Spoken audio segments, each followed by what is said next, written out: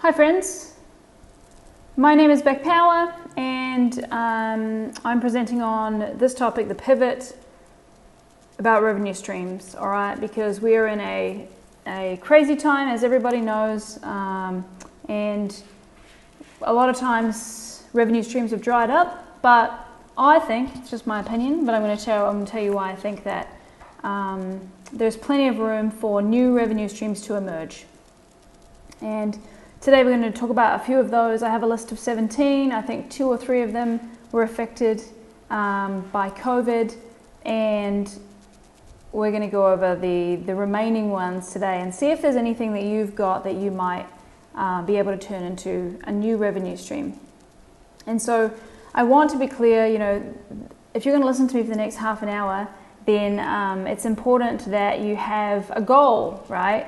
So my goal for you, and you can come up with one for yourself, is that by the end of this, you'll have a solid idea of a skill that you have that you could turn into a new revenue stream.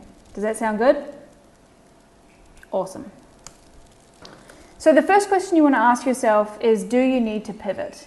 Like, do you even need to pivot? Maybe everything is fine and could just be tweaked a little bit. You don't need a whole pivot. Pivots are a little bit dramatic. So the word's been thrown around a little bit lately.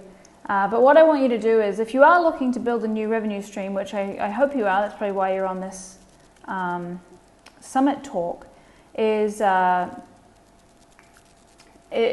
check if you have any skills. Now, everyone's got skills. We know you have skills already, but what skills do you have already that you could just repurpose or sell a little bit differently? You might not need to change your whole business over to a new business. You might just need to tweak a couple of things.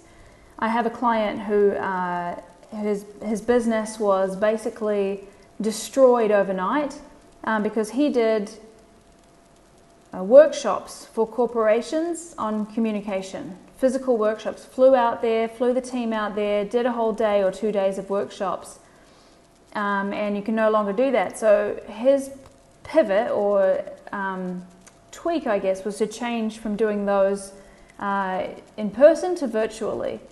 And it was also a little bit crazy because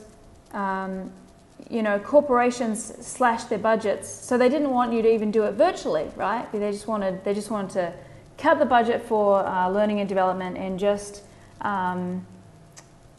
put the money towards something else. So he was in another pickle there. So now the idea is for him to sell these corporates on the idea of, training and development and communication within their business.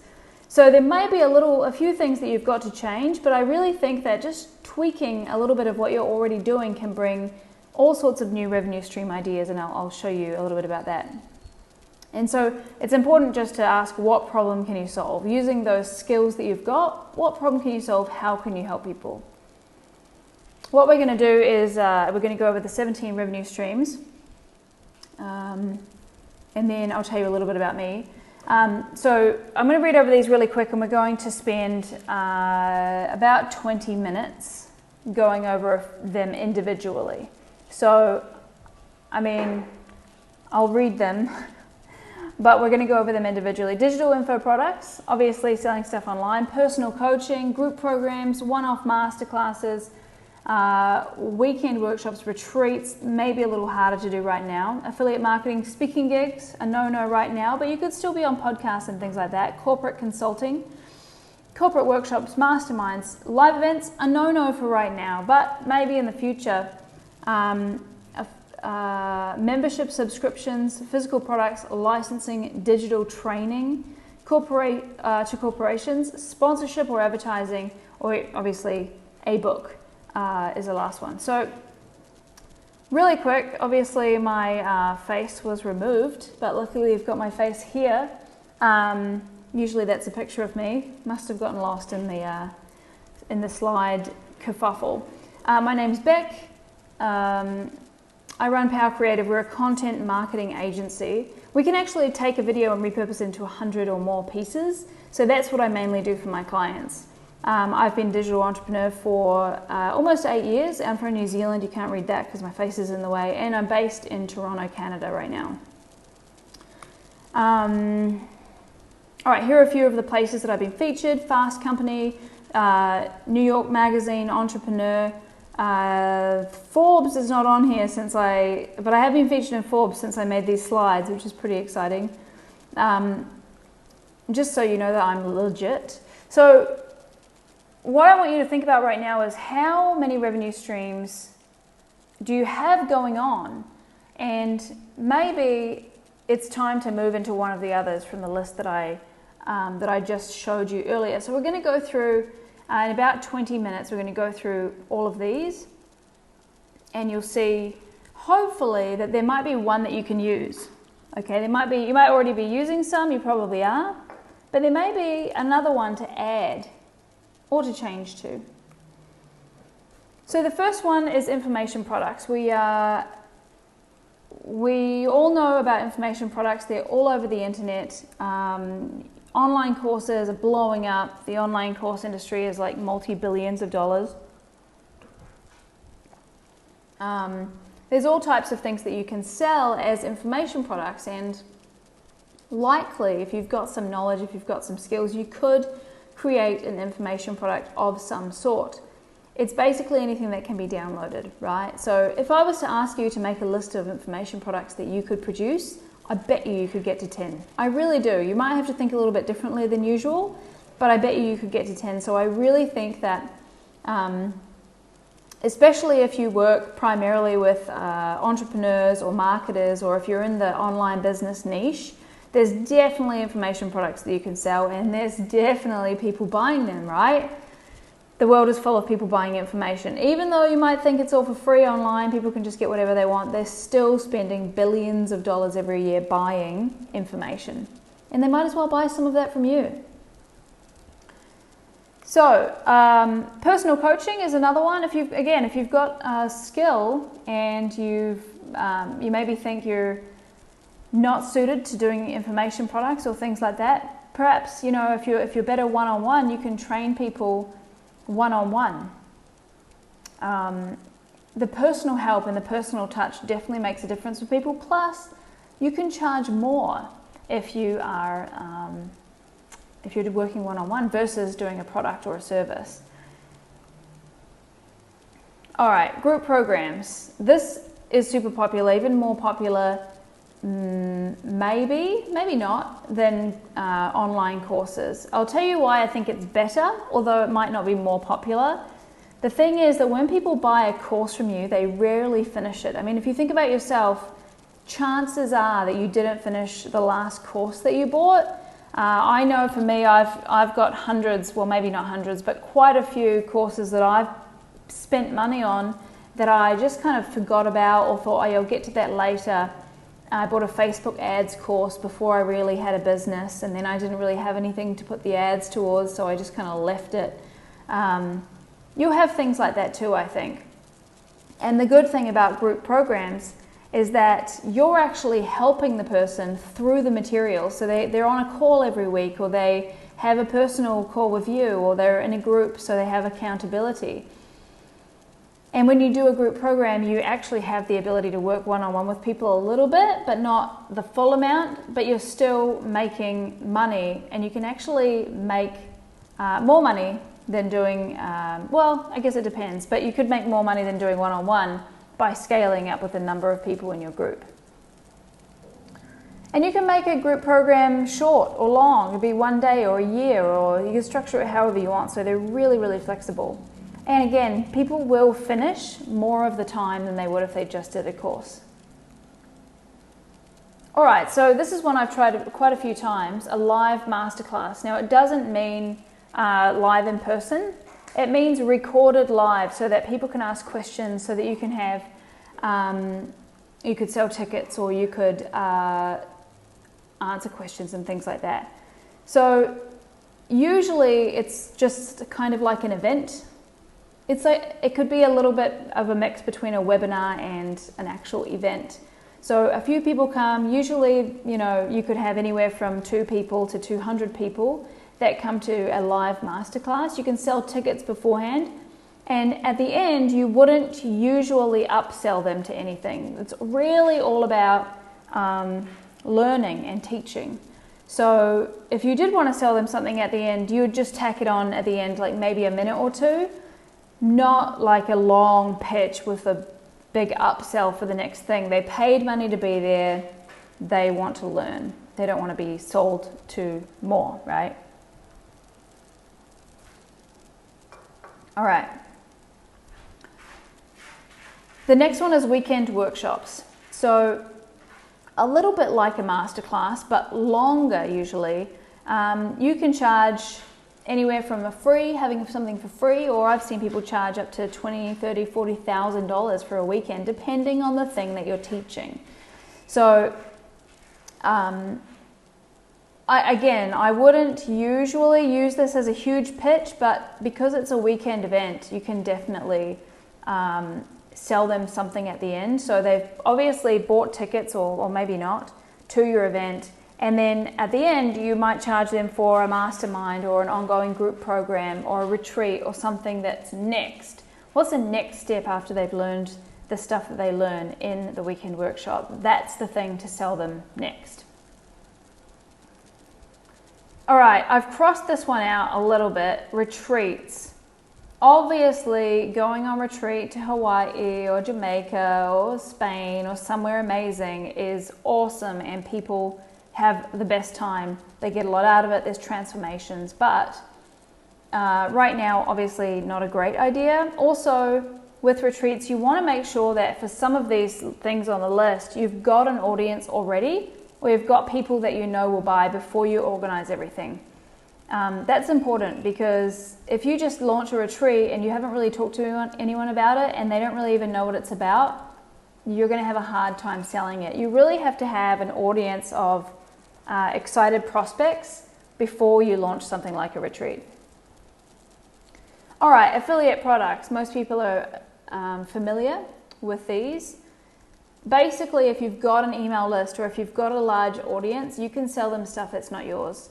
I know if you're watching this, you have some kind of a business. You probably have an email list. There's probably stuff that you can still sell that they need, and you don't have to spend a whole bunch of time creating it and reinventing the wheel. In fact, a lot of people make tons of money from affiliate. I mean, Jeff Bezos is the richest guy in the world, or he was last time I checked, and he's an affiliate guy. Making sales from selling other people's stuff is like a really big way forward. And even if you just signed up for the affiliate programs for one that I use, and I still make money after years, like probably 6 or 7 years, I'm still making money every month, is ConvertKit, MailChimp, ActiveCampaign, different things that I signed up for as an affiliate years ago, and then I haven't had to earn that money ever since. It just comes into my account. So that's affiliate products, and if you can have a couple of those, it's really helpful. All right, speaking gigs. Now, until recently I was really big into speaking gigs, and I was excited about doing tons, and I was booking them for people, but again, we can't really do that right now. The cool thing is that we can actually still do virtual speaking gigs. We just can't do live ones. So getting booked on podcasts can help you to sell your product, whatever it is, but selling stuff at speaking gigs and making money as a revenue stream is not really likely right now. There are corporate gigs that you can do and things like that, which is obviously next. But doing speaking gigs for the sake of it at schools, at colleges, at things like that is a no-go right now. But corporations is a yes. So speaking and consulting at corporates is the next one, and a little bit of a different beast. It's going to take you a little bit more effort to get into it, but it also pays a lot more. So if you were working with entrepreneurs beforehand, and now your business is gone for whatever reason, maybe it would be a good time to look into corporate consulting. There are definitely a lot of resources out there for this. I'm not going to go into it right now, but using LinkedIn is a really great example of how you can start looking into some of those corporate gigs using the skills that you've got. Workshops, again, another way to approach a corporation and say, hey, listen, I know that you're really struggling right now with remote work. Recently, you had 2,000 employees go remote that weren't remote before that, and so you might be struggling with productivity or communication or dealing with uncertainty, right? And approaching corporations and making those kinds of offers can be really helpful. All right, masterminds are a really great thing if you have a specific topic. If you have something that you can really help people with, start a mastermind. You don't need that many people. You 4 or 5 or 6 people for a mastermind, for a real one where every week or every 2 weeks you can go around a group and get some coaching, get some help from each other. You do want them to be matched pretty well at the same level, but it's a really great option for a 3-month or a 6-month or even a 12-month commitment for people who really want to make a specific difference in their business. If you can promise them a result in a certain amount of time, you'll get people signing up. I know people who make all their money just from masterminds. That's all they do. They just run a new mastermind every 3 or 4 months, and they have a whole bunch running at a time. So that's all she does. Pretty great. All she does is jump on a few calls every week with her mastermind groups, and that's how she makes her money.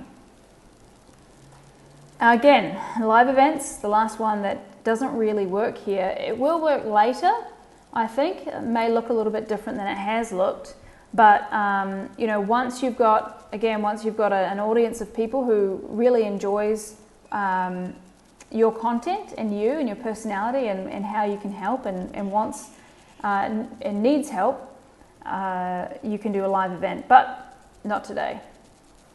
Monthly memberships. Recurring income is the way forward. So many people who have products and services could be doing a monthly membership. Like, really ask yourself right now, could I be doing a monthly membership? Is this a thing that I could do realistically? Like, will people pay it? Really, ask yourself, because you could be making recurring income every month just from running a particular membership on a particular topic based on the skills that you've got. Physical products. Oh, I've got such a giant rant about this. I'm so excited about physical products and e-commerce. There's so much opportunity. People are at home. They can't get the things that they want. They are ordering them online. In the next 5 years, it's just going to blow up. People don't want to go out and buy things. They want to order it to come to their house. So if you can sell a physical product in a realm of, whatever niche you are in, it's so good. I wish that it's not that I wish I wasn't in the business I'm in, because I love what I'm doing, but if I had time to start a new business right now, I'd start a physical product business, e-commerce for sure. Really quickly, licensing training to corporations or to mainly corporations. Basically, if you've got a course, you take that course and you approach a corporation and you say, I'm going to put everybody through my course. You can put your 1,000 employees through my remote productivity course, right? And maybe you charge $50 per employee, but they've got 1,000 employees. And so licensing the training per employee can be really lucrative. All right, sponsors and advertising doesn't really apply to most people, but if you have an event or even an online event and you're bringing people together and creating a community of people, online or probably online right now, you can get sponsors that want to get in front of that group of people, and that's a great way to make money. And lastly, publishing a book. Again, this one takes a little bit more time. It might not be realistic for you right now, but coming up with I'm not saying to write your life story or your memoir. That's not going to make you that much money probably right now, but you can come up with a concept, write a short book about it. I've got a book that's 9 pages long, but it explains perfectly my concept of repurposing. So it's all I needed. I didn't need to fluff it out with hundreds of pages. But writing a book can be easy. I have a friend who did 7 books in 7 weeks. I'm not saying you have to write giant long books, but even if you did a 20-page book that helped someone get from A to B, you can use that as the base concept for for your business, for your pivot, right? You could write the book, and then you could make a short course, then you could start a program, and you could do coaching. I mean, there's unlimited options online. And one thing I want to say, I've done this talk a few times. At the end of the list of 17 things, people always go, oh, but what is, I get it, I've got all those and that sounds great, but how do I get people to buy it? How do I get people to do it, right? How can I get an audience? And that comes down to marketing, which we don't have too much time. I'll spend 5 minutes talking about marketing really quickly, because whatever of those options above that we went through, there's none of them that authority content won't help. I'm going to explain what authority content is in just a second. But creating content, creating books, creating videos, creating blog posts, creating talks, creating podcasts and interviews with people, creating content is never a bad thing to do. You can't really have too much of it. And what it does, if you do it right, is it actually makes you the authority in your industry, and it makes you show up, actually. It makes you perceived as an authority in your industry. It doesn't really matter if you are or not, really, because perception is reality online. So you creating content around any of these things that I've talked about today is really the key to making any of them work, right? It doesn't matter which one you did. If you created tons of content around it, it would be successful. So as I wrote, the best way to spend this downtime during COVID, we're all watching Netflix and we're all faffing around doing different stuff. But the best thing that you can do is to create content. Come up with your idea. Come up with what are you pivoting to if you're pivoting, or what are you tweaking if you're tweaking, and then come up with content around it. Because that will make you perceived after COVID and much, much longer. And if you're consistent, you'll be perceived as an authority, as a celebrity sometimes. And so really quickly, I'm just going to spend 2 minutes and go through my process for creating authority content. And the first part is having a strategy. Why are we doing this? Why are we creating content? You wouldn't just go and create a video series where you were rambling to yourself every day. There's not really a point, unless it's really funny or that's what your brand is about. But if you're selling something, you can create content on different platforms. So I call them authority content platforms. Podcasts, video interview series, vlogs, different interviews like in a Facebook group or even a Facebook group. There's so many ways to look like an authority by interviewing other people. And also the number of times that people see you is really important as well. If I've only seen someone twice, I'm probably not going to be super impressed or remember where they are, who they are, right? Maybe they have a nice ad and I'm impressed by it, but I'm probably not going to remember very much about them if I've only seen them twice. If I've seen them 22 times, it's a little bit different, right? I'm like, oh, I totally know who this is. And either I'm annoyed by it, which is totally fine, or I'm intrigued by it. And I'm one of those people, I don't know which one you are, you can answer this. I'm one of those people who has to see something, 14 times or something before I buy it. I mean, I will look at something and go, oh, I need that, and I won't buy it. I'll wait until the last minute. So you want to make sure that you're continually reminding people of what you do. And that's why we create the platform, right? We create your podcast or your interview series. We create your Facebook group or your Facebook interview series or your vlog, or whatever your platform is that you're creating all the time. And then we continuously create it. We're doing, an interview a week or an interview every 2 weeks or whatever it is. And people can see you've got a podcast, you've interviewed that guy, you've interviewed that girl. Wow, this is, you must be legit. You've interviewed these great people and you're saying really good stuff. Now, the last bit is really about repurposing. It's about taking that content and that platform that you've got and turning it into hundreds of pieces of content. Okay, it's about taking that content, so the podcast interview or the video interview you did with somebody really important in your niche, and it's about turning that into tens, hundreds of pieces of content. So I'm going to explain really quickly how we do that.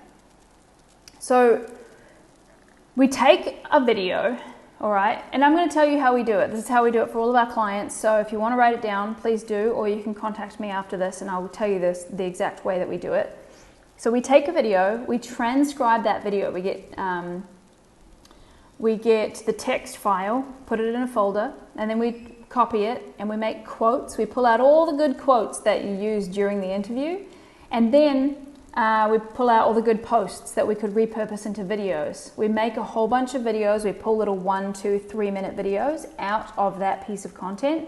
We pull all the quotes. We make quote cards and put the quotes on the quote cards. And we pull the posts, the subtitles for the videos, and make them into Facebook and LinkedIn posts. Now, if we put, make sure everything is in Instagram story size, square size, and, usual Facebook or LinkedIn size or YouTube size. And then after we've done that, we literally have over 100 pieces of content. And 100 pieces of content lasts you how many days? Could last you for 3 months, or it could last you for 1 month, posting 3 times a day. So creating that much content is not difficult, and repurposing it isn't that difficult either, but what it does is it positions you, right? It positions you as an expert. It positions you as an authority in your niche. And so once we've gone through those 17 or 14, depending on how you count the ones that aren't working right now, revenue stream ideas, you can apply this content strategy to any of those. And instead of thinking, oh yeah, I could do this, like I could do a masterclass, or I could start a membership community, but how would I get people to join it? Like, that's what people always say is, yeah, I know there's a whole list of things I could do. I don't know how to get people to join it. Well, I am telling you right now that the way to do it is through content. It's through authority content, it's through consistent content, and this time next year, things will be very different. The bigger companies are going to have started marketing more on Facebook and driving the prices up, so it'll be a lot harder to build your audience. The algorithm is going to be a little bit more screwy because it will have big companies on there and things will be different. So the thing to do right now is to build your audience for whatever revenue stream you choose and to continuously create content. And that is my message. So thanks for coming to this workshop. It wasn't very long, but I hope I got the ideas that I want to get across, and I hope you found a revenue stream that you could use. Right? I hope you thought of something that you could use. And here's how you can download the list. Let's see if I can move this. All right, so you can download the list of revenue streams at m.me/thebeckpower. It's my Facebook page where you can grab the list, and you can also download more information about doing content, authority content, at just beckpower.me, and those are the 2 places. So hopefully that was helpful. If you have any feedback or thoughts, my email is beck@beckpower.me. And that's it from me. Good luck with the rest of the summit.